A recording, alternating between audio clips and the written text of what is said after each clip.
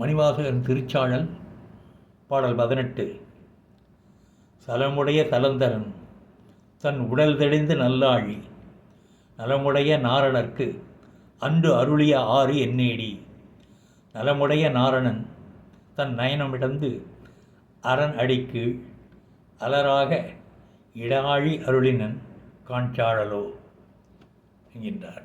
இதனுடைய அர்த்தம், ஆணவம் கொண்ட சலந்தாசுரனை பிளந்த சக்கராயுதத்தை விரும்பி கேட்ட நாரணனுக்கு அதை அளித்தது எவ்வகையைச் சேர்ந்தது?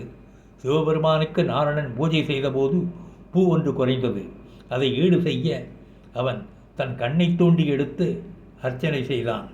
ஆதலின் அவனுக்கு சக்கரப்படையை தந்தது தலைவனது வள்ளல் தன்மையாகும் என்கின்றார். சலமுடைய சலந்தரன் தன் உடல் தெளிந்த நல்லாழி நலமுடைய நாரணர்க்கு அன்று அருளிய ஆறு எண்ணேடி.